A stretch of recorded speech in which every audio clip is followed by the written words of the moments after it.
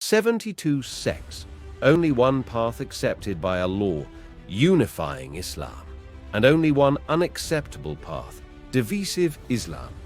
Do you know what is the big challenge facing Muslims yesterday and today? Of course, Muslims have always been in turmoil and continue to be so today in China, Burma, Palestine, and elsewhere in the world. But their enemy has always been something else, and he's easy to defeat. But first, who am I to tell you this? I am Vincent William Lefort. This is my author name, and it is as a Muslim citizen of the world, creator of content on the internet, and simple seeker of truth that I wanted to share with you this dazzling truth. The problem of the global Islamic community, the big challenge of the Ummah, it is divisive Islam, and the solution is unifying Islam. Since in the world we live in, Allah created everything in pairs. Everything comes in twos. One thing and its opposite. It's obvious. Otherwise, Allah would never have ordered the believers not to divide if the division of Muslims had no solution. It is none other than solution Islam which teaches this.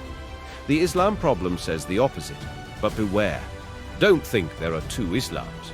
For just as there are not several Allahs, nor several Qurans, nor several last prophets and last messengers, there are, of course, not several Islams, but only one.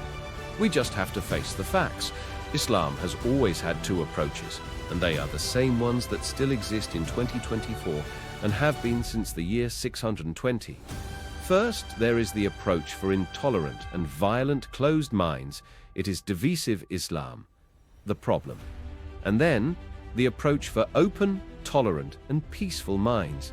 This is unifying Islam. The solution to create a fraternal and sisterly bond between believers of the same religion.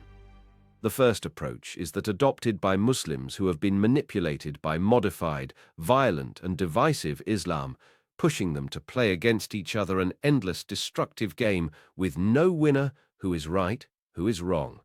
This approach considers that it is the only one to follow the prophetic sunnah, and the others are lost.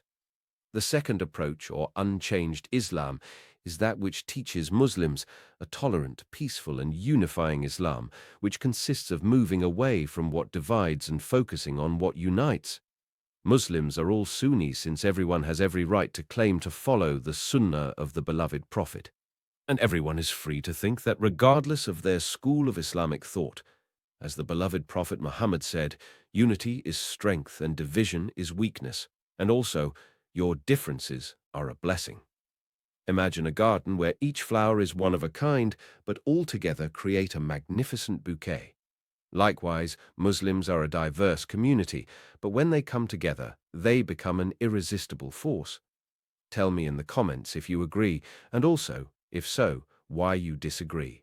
Subscribe if you haven't yet, and share this video.